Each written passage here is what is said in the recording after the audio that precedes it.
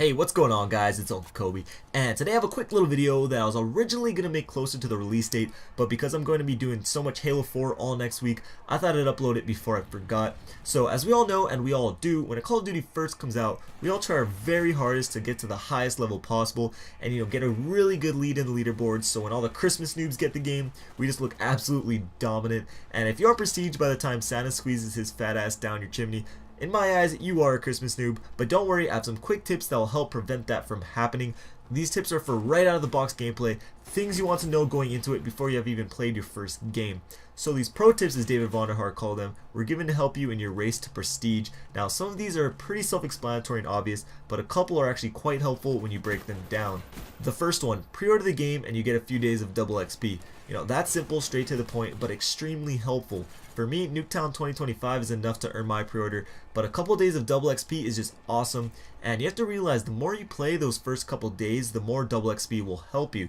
So yeah, if you play for an hour or two, double XP isn't that a big of a deal, but if you're going to do 72 hours straight like me, that double XP is going to just be huge, so just keep that in mind. I know most of you have lives and enjoy seeing sunlight, but if you don't, definitely take advantage of that.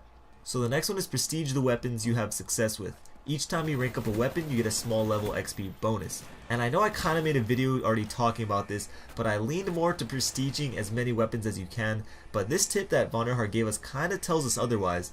It seems to me that every time you prestige the weapon, you get a small percent of XP bonus. So let's just say the first time you prestige your weapon, you get a 5% bonus for all the XP you get with that weapon. So instead of moving on right to the next weapon, and getting another 5% bonus with another one, continue working on that same weapon, and maybe when you prestige it a second time, you get like a 10% bonus. Some of you may be like, well, that might just get boring fast, using the same gun. And that leads to my next tip, which is complete challenges and challenge sets. They pay lots of bonus XP. So in Modern Warfare 3, when you complete challenges for each gun, you didn't really get all that much XP for it. You were just better off doing well in Search and Destroy to level up. But here for Black Ops 2, Vonderhaar says you get lots of bonus XP. And to me that word lots actually is a big deal, putting emphasis that, hey, this is worth your time doing. And with how the game is set up, rewarding objective play, I would assume that the challenges mirror that as well. It's not going to just be like a certain number of kills. It might be get this many kills while holding the flag, get this many kills defending a domination flag, things like that. And this doesn't mean you're totally going to have to change your playstyle just to level up. I'm just saying be aware of what challenges there are while you're playing, just in the back of your head or whatever, because with Modern Warfare 3, I had no freaking idea what the challenges were. I just got them when I got them. But here I'm recommending just, be mindful of what they are while you are playing. So these next two aren't really tips, but this one really got me thinking. He says you need to complete Prestige 10 to become Prestige Master. Only Prestige Master won the race. And it got me wondering, what if you're the first person to become a Prestige Master? How awesome would it be if you got a one-of-a-kind title that no one else would ever have? Whenever you go into a game, kids are like, holy crap, J Nasty support Moab 420 was the first Prestige Master ever. I think that would just be awesome. I don't have any info to back that up. It's just more of a thought, but for all we know, it could be a possibility. So this last tip that he gave us really only matters to people that plan on getting the game early, and what he does say is don't post or stream before the game is officially released on November 13th.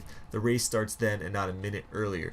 So that's obvious. You're not allowed to post gameplays until it goes public, unless you just go YOLO like me and just try to cheat the system, but I have no plans of doing that anymore. But anyways, what interesting is he doesn't mention playing the game early, because a lot of developers, they all know you're going to get games early. There's no way around it. It's going to happen. But with Halo 4, even though I have the game early, I am not going to play it, because Microsoft basically was like, yeah, I'm going to ban all you guys that played it early.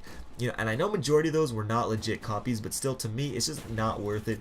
However, with Call of Duty, it's kind of just like a tradition to get the game early, and play with all the YouTubers and people that annually get games early. And Activision never seems to mind, as long as you don't post or stream, so that's good news, for those who are getting the game early. Again, I'm still not sure if I am, personally, but if I don't, Halo 4 is not going to even be a week old yet, so I'm not going to be dying for a new game. But anyways guys, I hope these tips do help you, and I do plan on making more of an in-depth video after a couple days of actually playing Black Ops 2. These were just a couple tips that came straight from Vonderhaar himself. If you enjoyed the video, please take the time to give it a like rating. I always appreciate it very much. I might also be hosting an open lobby today, which is Saturday. If I do, I'll make a video, like a lot of YouTubers do, just telling you that I am, because I don't want to force you to have to follow me on Twitter just for this, and I think it just would be more efficient. But anyways, couple videos on screen if you missed them. Till next time, this is Uncle Kobe. I'll talk to you guys later. Peace.